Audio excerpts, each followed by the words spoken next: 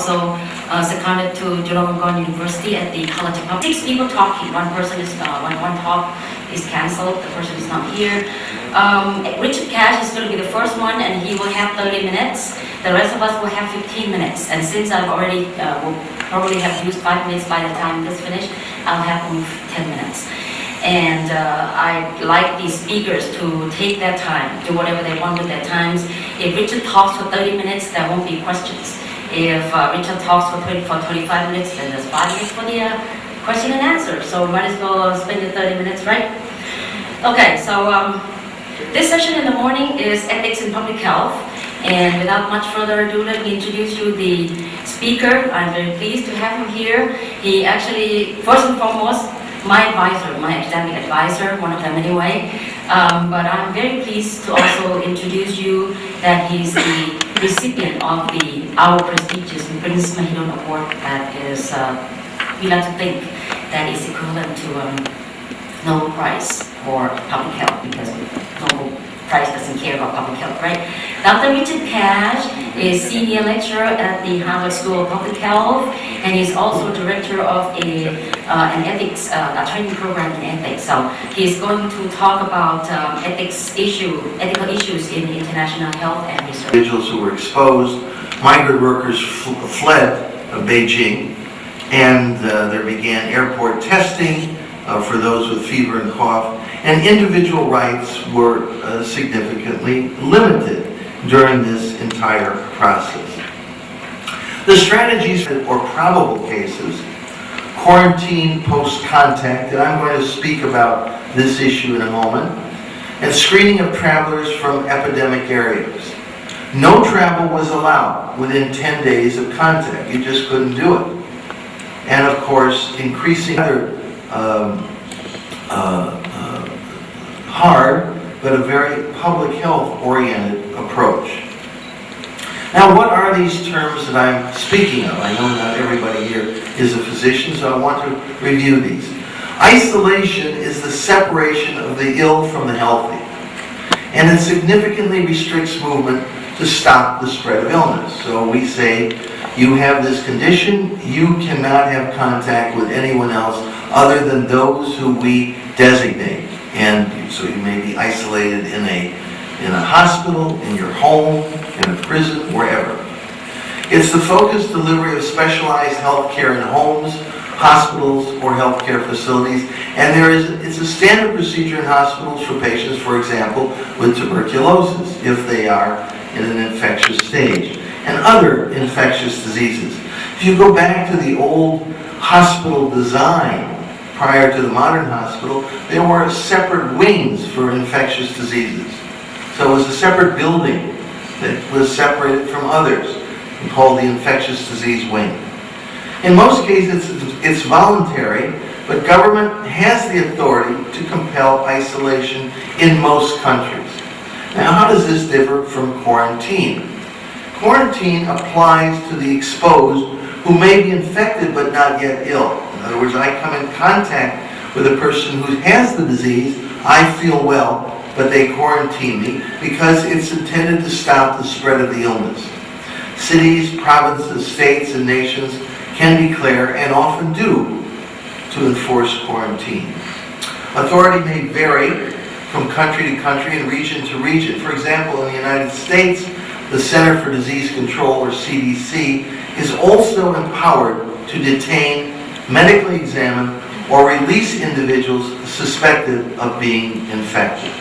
And you are quarantined usually during the time of the incubation period. That is the time between when somebody is exposed and somebody actually becomes infectious.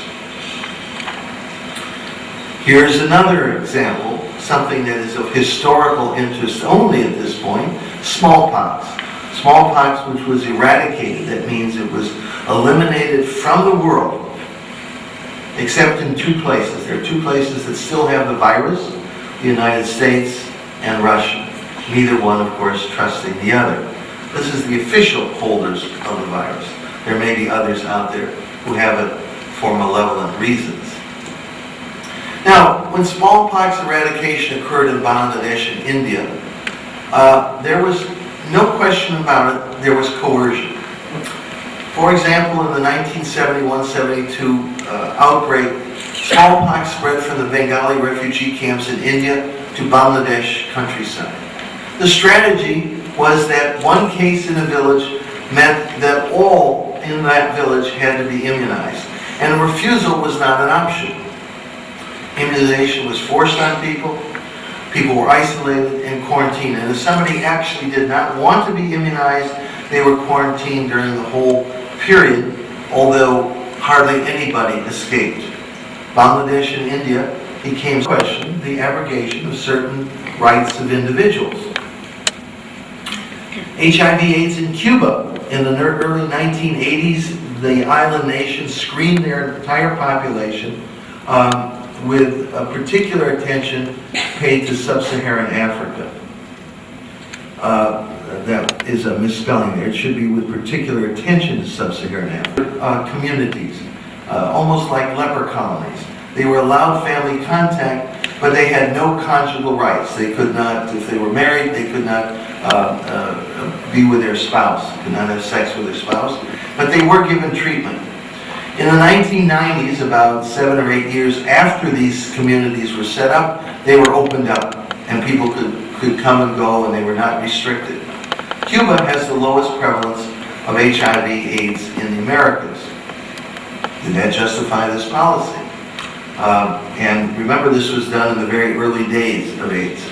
Now, people will often refuse to be isolated, quarantined, or vaccinated, even though we may think that it is a proper thing to do. They may distrust authorities. There may be social and political protests. They may have religious convictions, superstitions, lack of reliable information. They may feel stigmatized.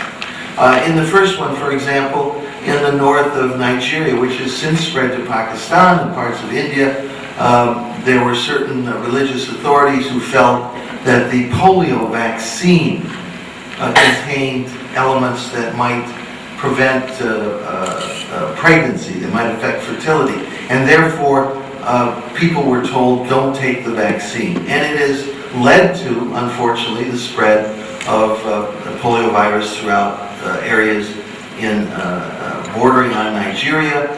In the Pakistan situation, I don't know what has happened, though there is a certain area that has been informed. And in India, in certain poor communities, both Muslim and Hindu, immunization rates are lower because of the fear of social distrust of authorities, which have a historical basis for it. Now, what is a human rights perspective with regard to isolation and quarantine? We're taking away somebody's rights here. We're saying you cannot travel as you will. You cannot go out. Even though you may not have the disease, you can't go and wander about. That's prohibited. Well, they ask the following questions, and this comes from something called the Syracuse Principles. What system is in place to make a decision? Is this an authoritarian system? Is there a system there? Are there laws that allow for me to challenge this particular decision? Is there transparency and accountability in terms of how these decisions are made? In other words, are these made behind closed doors, or is it very clear as to why that decision is made? Is there public health evidence being reviewed? Is the decision evidence-based? In other words, if I'm asking you to be quarantined or to be isolated, what's the evidence for that? Is it because I don't like your skin color or your religion? Or is it because evidence shows that if you are exposed, you have the potential to become infected and infect others? Is there a valid public health objective? Is the action necessary to reach this objective? So what they're saying is, no, we're not opposed to isolation and quarantine. We recognize these as legitimate, valid, and necessary procedures. But what is the process by which this decision was reached? And what is the process by which it's implemented? So that the rights of individuals are protected in a situation that we put some other areas where these principles with respect to public health practice and research might be thought about.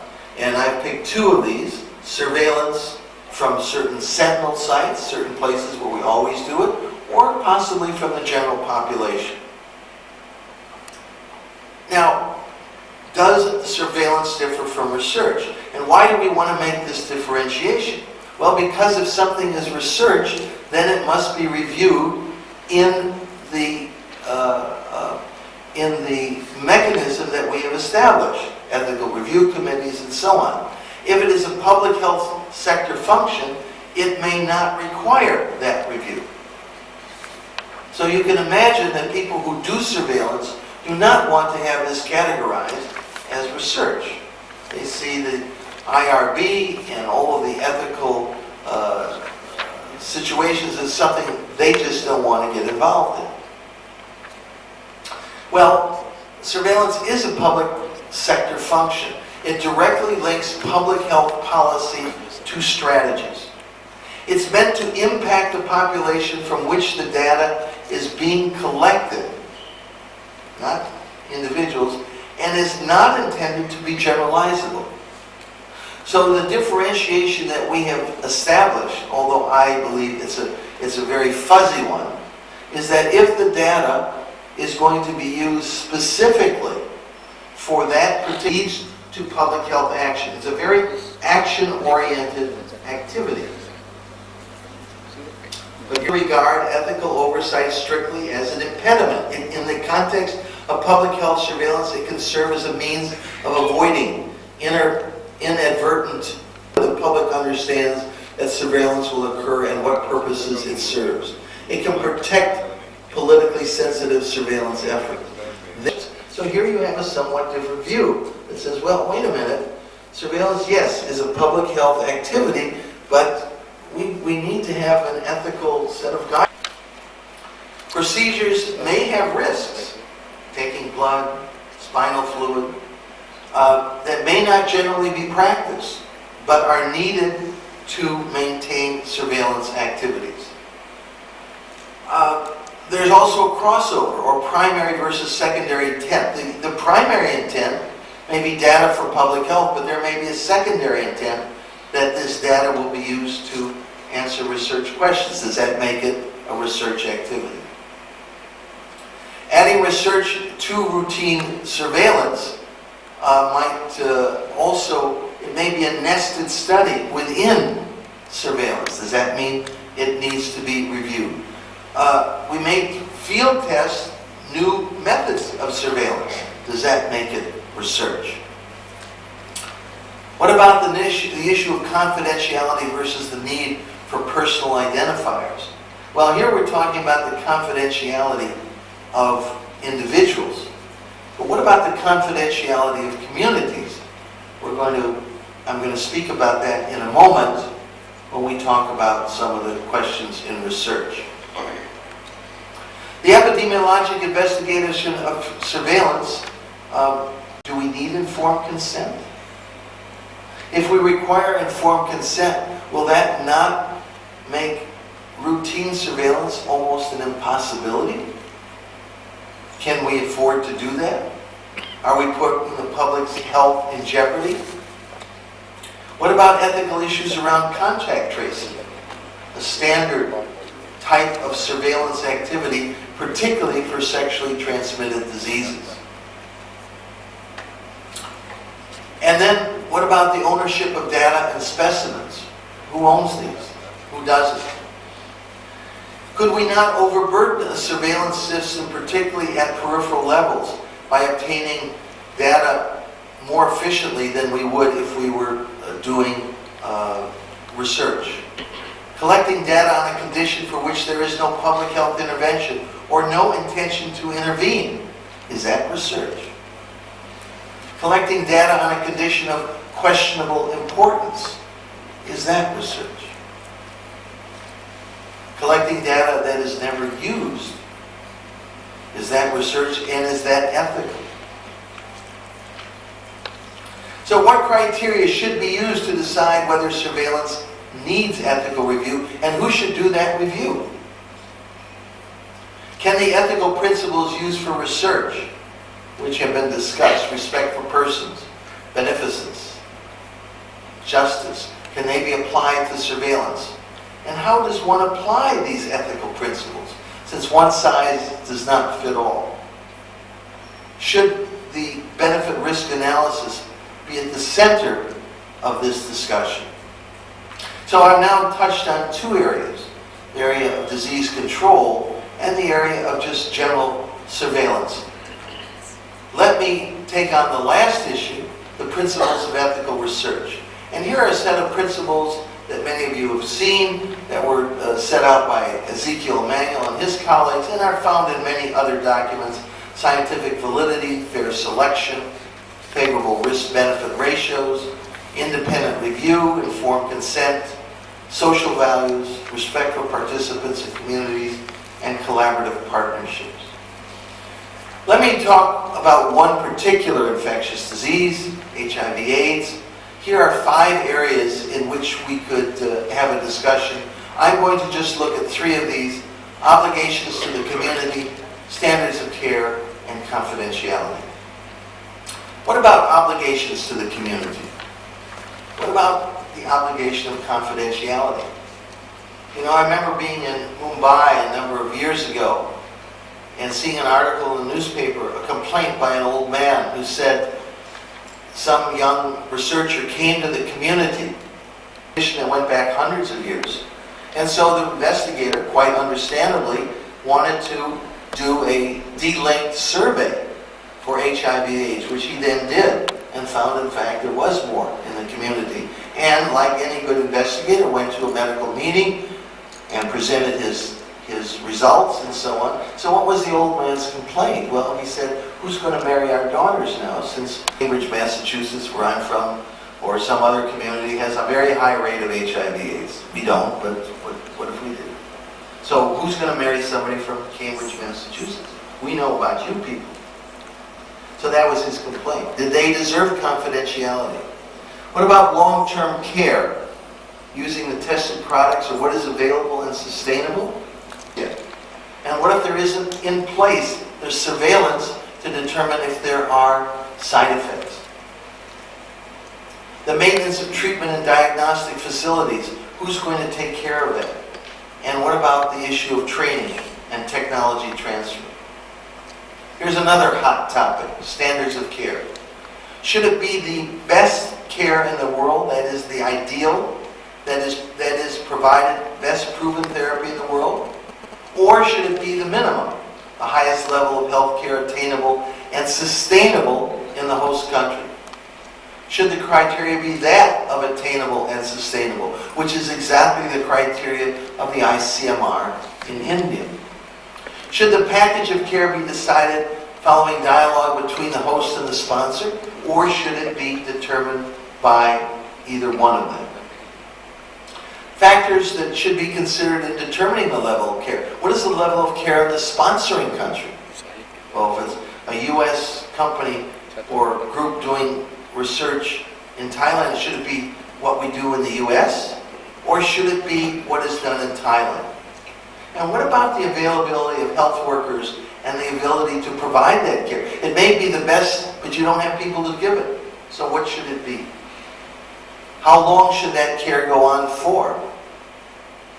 For the life of the project? The life of the person? And then issues of confidentiality. The information may be stigmatizing, as I mentioned. Who will have access to the data? Will the data be protected? Will the results be disseminated? And how will the population be identified? Is there a responsibility for partner notification? So in summary, then, ethical issues arise in many areas of public health, including defining the problem, program implementation, evaluation, and research. Setting standards must develop from a dialogue of all concerned.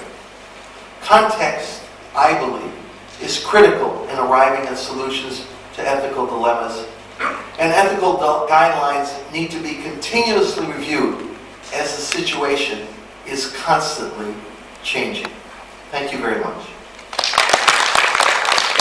I believe that was exactly exactly 30 minutes. Thank you, Richard, for the wonderful talk. Saved myself a lot of trouble later because I'll be talking later. Rely on your talk. I don't think we have, we didn't have a question now, but since one speaker doesn't show up, we might have 15 minutes at the end.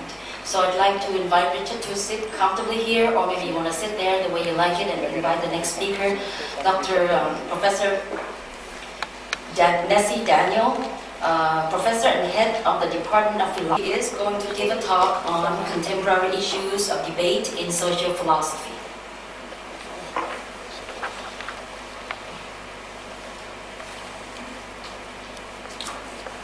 I'm very happy to speak on this occasion. I'm very thankful to Dr. Valekanyaknasi and Dr. Suraj. I am talking on contemporary issues of debate in social philosophy. I'm a teacher of philosophy, and I'm interested to look at contemporary issues of our society from a philosophical point of view. And that's why I took the topic of social philosophy, because philosophy looked at from the point of view of the problems facing contemporary humanity is to be social philosophy. Philosophy talked in the abstract manner, as we do in our academic disciplines, has no reference or relevance to the society in which we live, the life, the problems that we face in our life. And therefore I thought that in a conference like this, so I should refer to a type of philosophy or a kind of philosophical debate which is relevant to the problems that we face. And that is the reason why I took this topic. And what I am going to do is not to give a philosophical discussion. I just introduce the topic of social philosophy and refer to some of the issues that are relevant to our discussion. And my special interest here is to introduce to you some of the very relevant problems with reference to India. And actually one of the problems that I take up is with reference to my own state, the state of Kerala. So I am just introducing what is called social philosophy and what is the relevance of it. See, our goal is a healthy, happy and satisfactory life based on values and ideals. Of course, this is based on the Indian tradition, but we all, human beings, aspire for such a wholesome life. Peace, freedom, justice and welfare for all peoples is our dream in our life. And to realize this dream, we have got science and technology, which has given prodigious and mechanical power and material prosperity. So we are all aware of these things. And in this society has been functioning and how it should function are important on this context. So this is the basis on which I say that philosophy and in particular social philosophy is important. That is, we want to live a wholesome life. We have got enough power at our disposal, and this power can be used either positively or negatively. So this fact is to be debated, and that means the difference between the is and the ought, namely the fact and the value, the positive and the normative looked at. Now, what are the areas in which that we can deal with in social philosophy? So one of the areas I find is multiculturalism.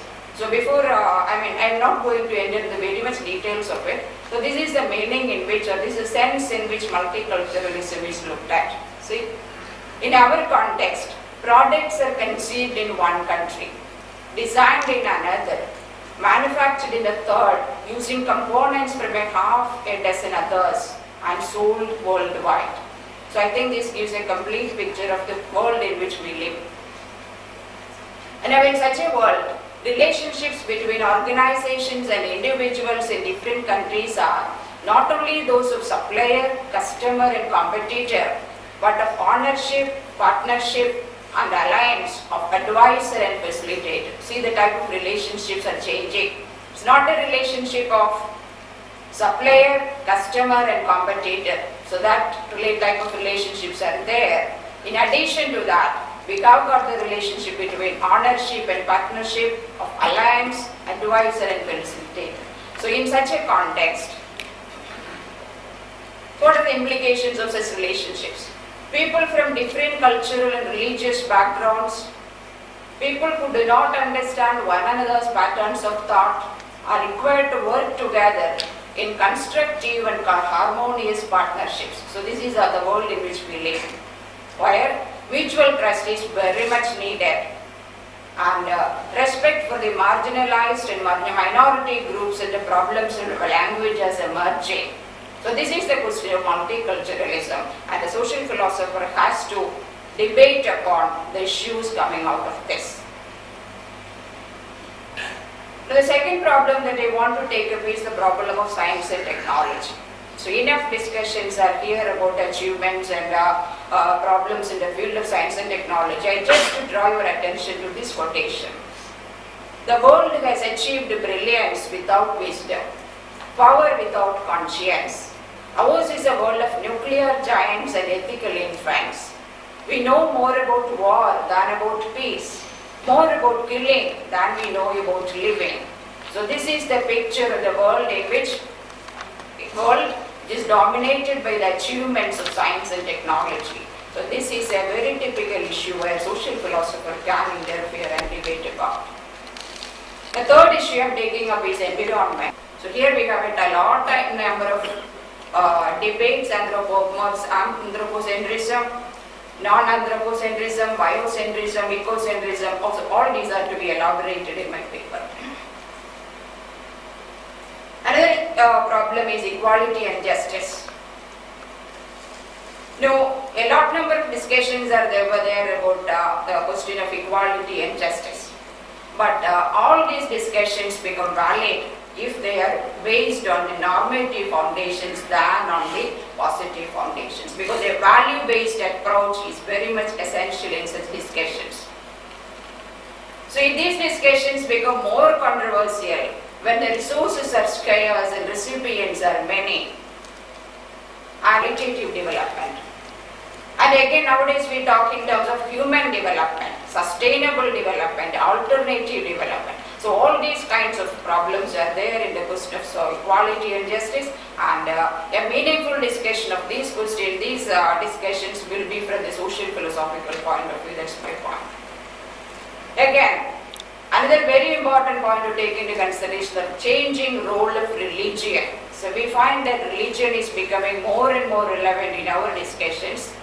So either in the case of problem of development, peace, or what I mean is religion is not relevant, not simply relevant in the context of creating war and confusion. In the development of peace also, the question of religion is very much important. Now with this introduction, I just want your attention to draw to three relevant cases with particular reference to India. So one is clinical trials in India. So clinical trials in India is a recent problem, issue that has been debated upon. So here, the drugs and cosmetic industry of India earned a revenue of $70 million in 2004. It's a statistics. And is expected to be $1 billion in 2010. And in January 2005, the Drugs and Cosmetic Act was amended to allow a multi-centric trials to be conducted in India. Now this has been hailed as the next big thing after the IT boom in India.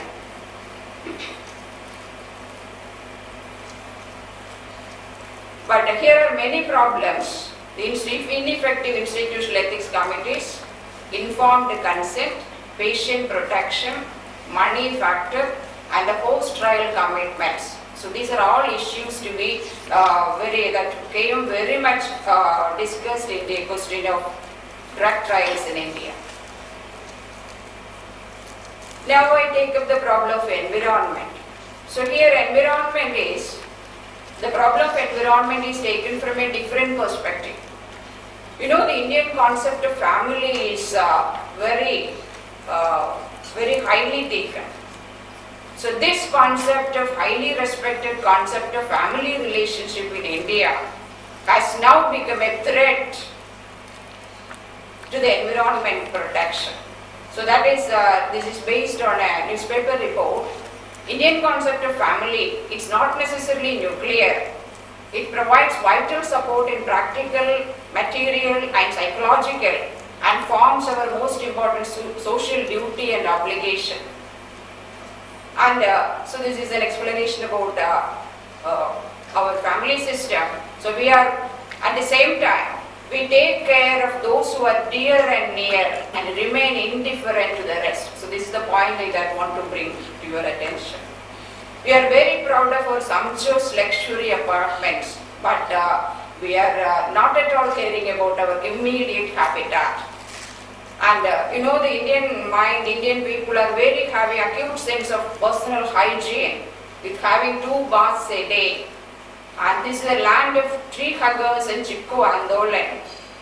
But what happens? The net result is lack of civic culture with dirty, garbage-strewn public places, patholed and neglected streets, vandalized or dysfunctioning public amenities, rigging and overflowing sewages, more and more cars on the already congested roads, and more toxins and poisons flowing into the air and water. So this is the background in which the problem of environment is to be discussed from the Indian background.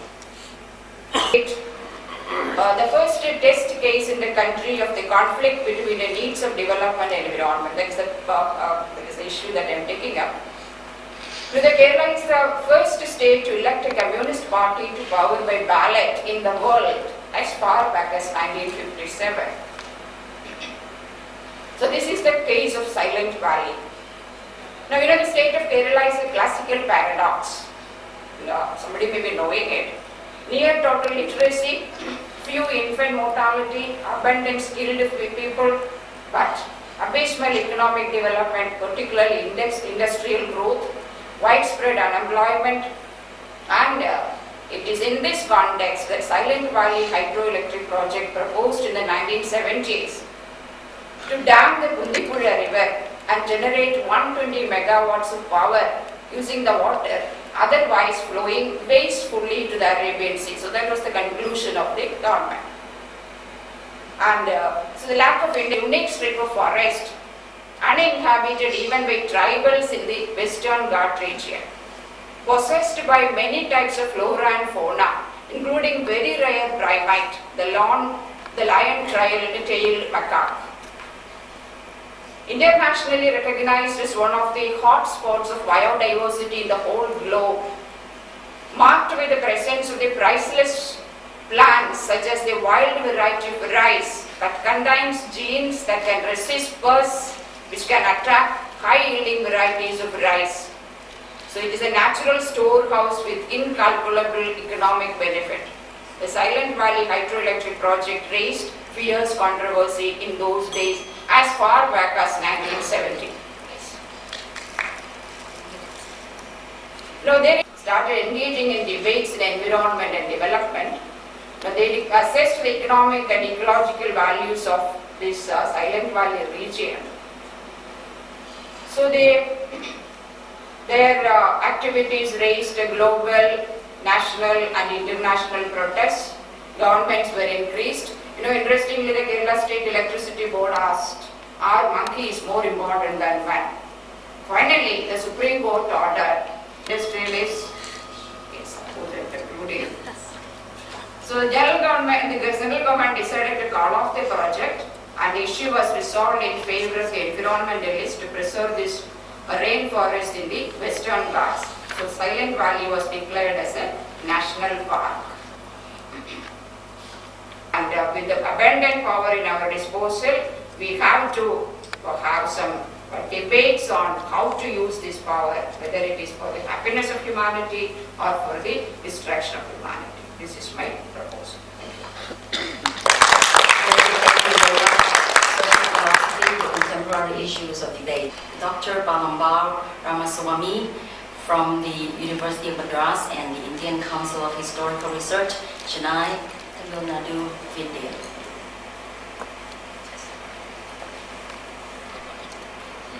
Very good morning to everyone. My paper is on human rights and gender equality. It is an ancient saying in Tamil Nadu. It is rare to be born as human beings, rarer to be born without hunchback, blindness, deafness or infertility, and it is greater boon to be born as a woman.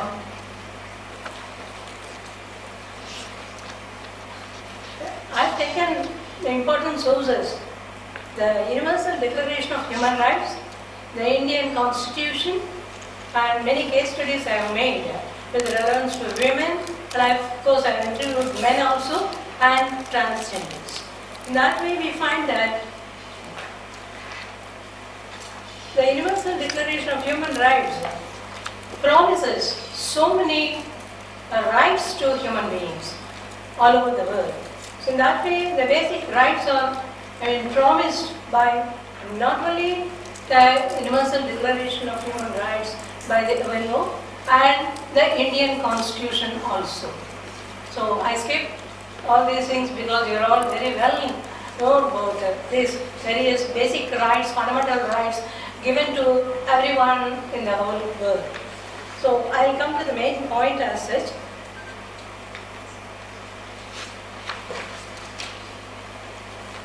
We have, regarding the women's rights, there is nothing specific about women's rights at all, because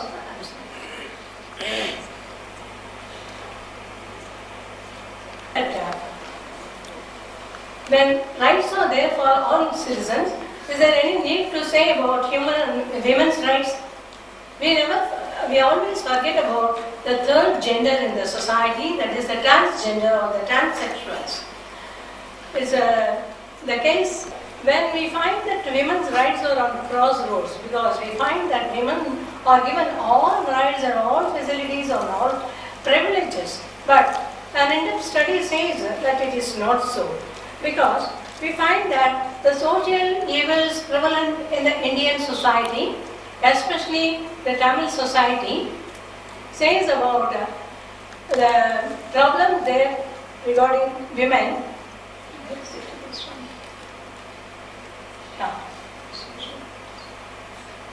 The social evils prevalent in the society, the female infanticide, sati, child marriage, prostitution, devadasi system, dowry system, polygamy, widowhood, illiteracy, unemployment and underemployment, the property rights and divorce and other things. So, when these are all parts, I will come to that next. How very many regulations have been passed to put an end to these social evils prevalent in the society, but it continues one way or another in the society. Of course, we remember once in a year perhaps when we celebrate the International Day of Women on March 8 perhaps. So there is an awareness created because of the, we can say that about the International Year of Women in 1975 and the International Women's Decade for 10 years there also regarding that.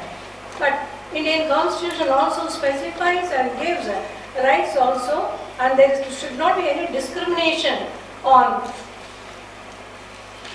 the ground of sex, equal opportunity to all, equal justice, equal pay for equal work for both men and women, and property right. But why are all these rights denied women in actual practices in Indian society? Of course, there is no doubt women have progressed well and they are also competing with men in all fields. But to what percentage it is there? Because we find in the society, in every society there are three births. That is the upper class, middle class and the lower class. Perhaps the upper class women might have got well educated and employed also with property rights and so on. They may be doing well. But the problems of the middle class women, more so about the lower class women, is very, very deplorable if we make a deeper analysis on this subject. And we find that the census report of 2001, I have given there, but afterwards I got the 2001. It is only 933 women for every 1,000 men. Now, what is the reason why there is less percentage of women in the society? It's mainly because of the social evils which have been prevalent in the society, which I have mentioned earlier. Of course, we have to be very thankful to the British rule for introducing many reforms, and there are many social reformers in Indian society who have worked for the welfare of women. I should say it is more men in Indian society who work for the reforms in the Indian society. I should say that about the regulation which have been passed from the British period till today to eradicate the social evils in the society. For example, the Sati Prevention Act of 1829 and 1987. But I am very sorry to say, even when I was going through the paper, even on May 2006, there was a case of Sati reported in Uttar Pradesh in northern India in May 2006. And we find that Widow Remarriage Act of 1856, it was passed during the British rule. But the pity is, even today, women are allowed to remarry. But what is the status of women the widow who remarries? That is the very great problem in the Indian society, because we find that they are looked down on by the society in very many cases. And regarding the Child Marriage Restraint Act of 1929, but we find there are cases, even today. I found a case was reported in 2006, October 6, in Sampur in Orissa. Child marriage had really taken place in the society. And regarding the Hindu Marriage Act of 1955, women were given the right to divorce for the first time perhaps. And we find that it is also stating that the marriage of a man for the second time when the first wife was alive is illegal. But we find in the Indian society, I do not know about the other societies much, but in the Indian society we find there are many men legally and illegally married to the second wife, and they are like royal persons coming along in the stage. And we find that 1961 Dowry Prohibition Act, which says about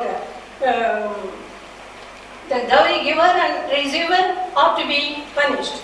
But we find till today it exists in society, and dowry deaths are very, very common also in the society. Bride burning, and she herself immolates herself is also common there in the society. It's a very sad thing. And the Hindu Succession Act of 1956, it also there to give some more rights to women. And the Immoral Traffic Prevention Act of 1956 and Act 44 of 1986. They were telling that in some countries prostitution is legalized. We find that there are one association of prostitutes who were appealing to the local people, local authorities, that they are even prepared to give a full fat sum to the local bodies, so that they could be allowed to do legally there in the areas. In India, there was a proposition also for it. And Indecent Representation of Women Prohibition Act in 1986. This also, once again, I choose diagram and so on, showing in a very bad manner themselves. So we can't blame only the media, but also the women themselves in this. And there were other problems relating to this women.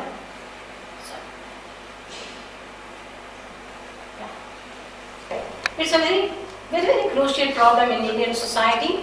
When though the law has been, regulated there, it continues. We find even recent times before I came to this conference, I saw there in a newspaper in March itself, there were the tribal people who were making the newborn babies starve to death because they don't like the female children, because they cannot educate them, they cannot even feed them, they cannot marry them. So they were making the children starve and die.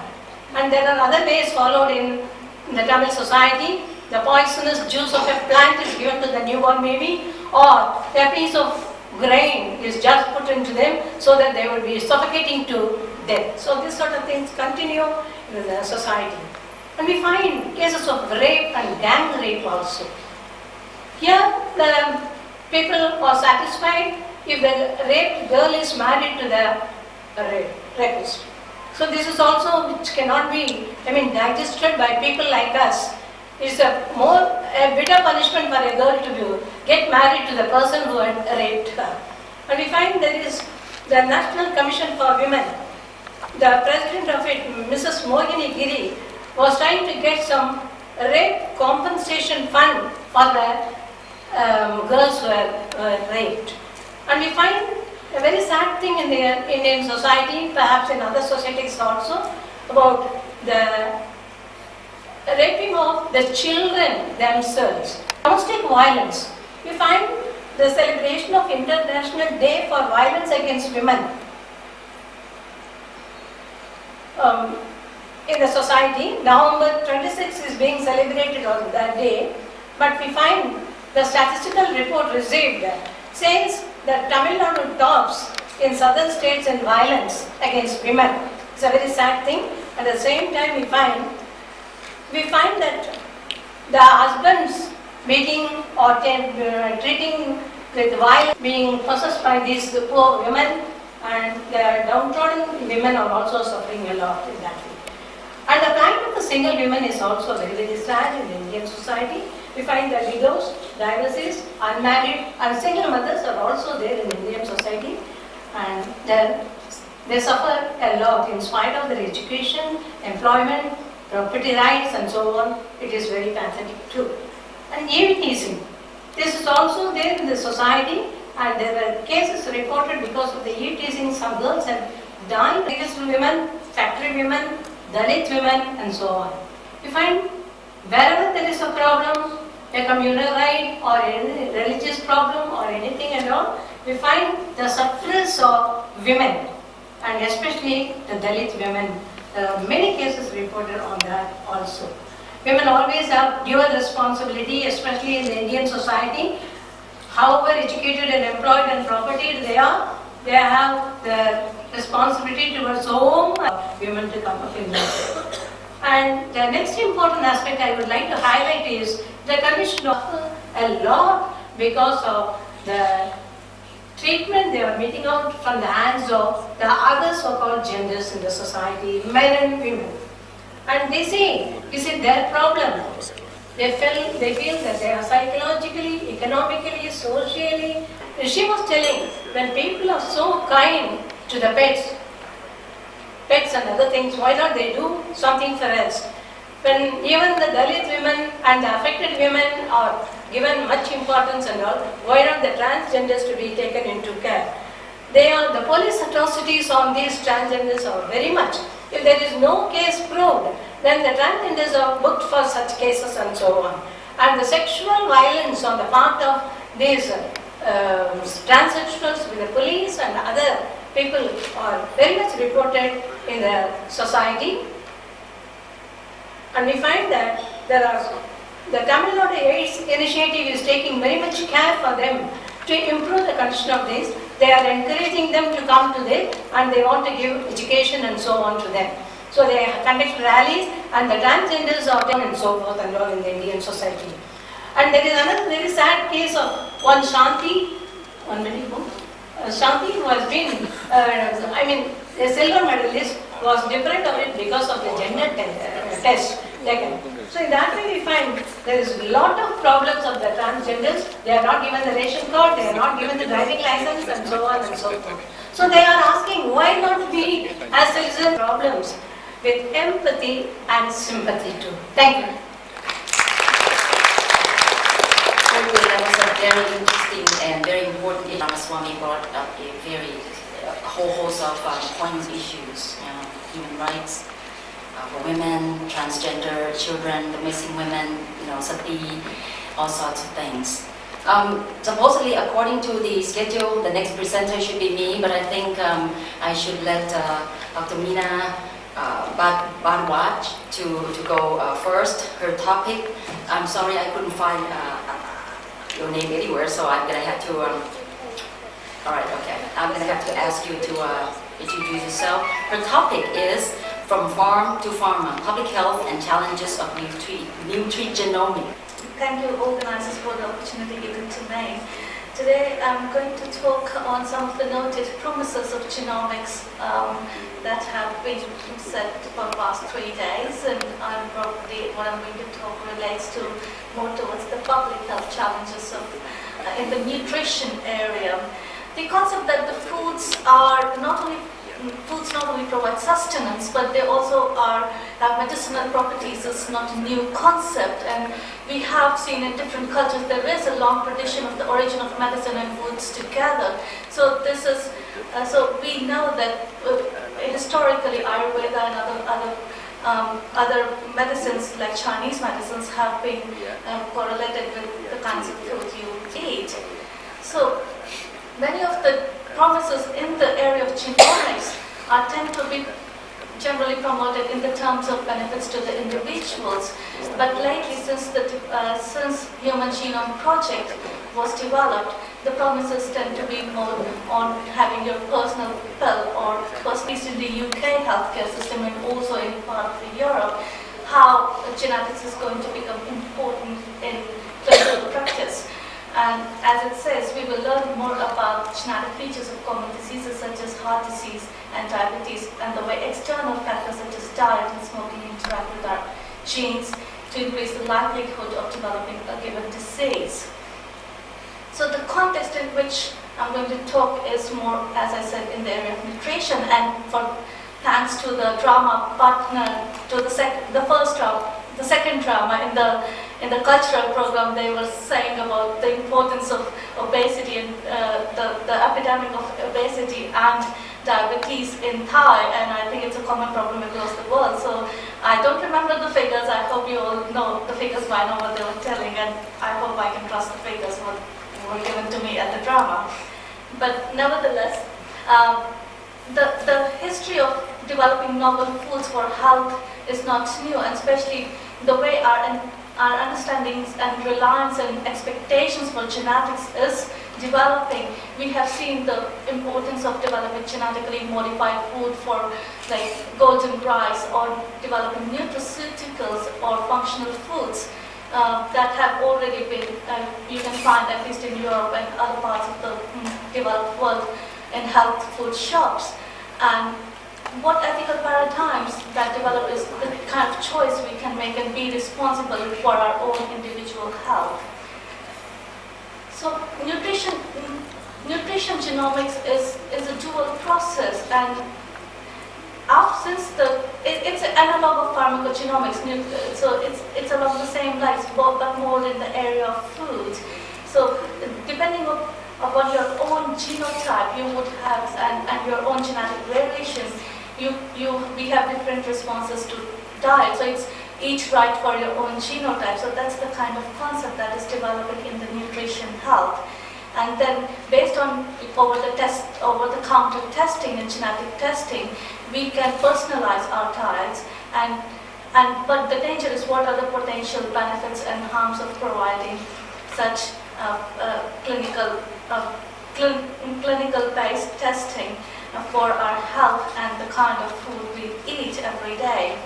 So that is for nutrigenetics. But the other area of nutrition and genomics is in the area of systems biology and genomics, where which involves nutrient-gene interactions. So based on your physiology and how metabolic pathways work in the body when you eat something, how it would facilitate future diet, so enabling associations to be made between specific nutrients and genetic factors between and among and across populations. So it raises another sort of questions, not only based on individual and diet, but also kind of research you would go for in terms of commercialization, and also the public funding allocations for different sectors that would be involved in such research.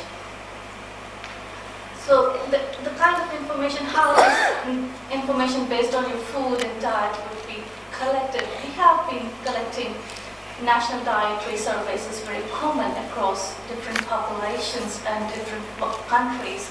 And And they first talk, Phipps mentioned about the SNPs consortium in Asia and Pan-Pacific studies that are involving population groups, and which could be linked to specific disorders, like why Ashkenazis Jews have a particular set of problems, and same can be done for food, why each set of Europeans can only tolerate lactose, this percentage of lactose or that percentage of lactose, and same with alcohol indigestion in Japanese population, for example, and how the creation of these kinds of databases would help to study across different populations, not for individuals alone. So this kind of how it would be assimilated and future studies would be done on genetic databases.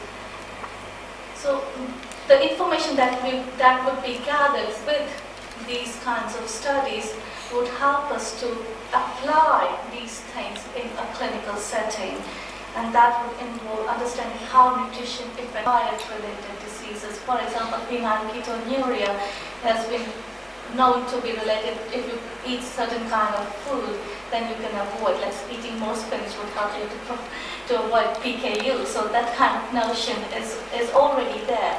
And what would be the role of my genotype? How much percentage of spinach should I eat? Or how much percentage of alcohol should I take so that I don't get drunk, for example? So those kind of things are related to. There is a dual questions. On one side, genomics tells about individual, based on your genes, you should eat this kind of thing. And so this is a personalization project, which is seen not only in genetics research, it is considered as one of the objectives of genetics research, but also it is used by governments as a policy tool, at least in the UK and across healthcare and even in commercial. And there is the commercial aspect of it is that commercial companies really exploit this agenda for their purposes to develop. There are several companies, biotech companies developing such products.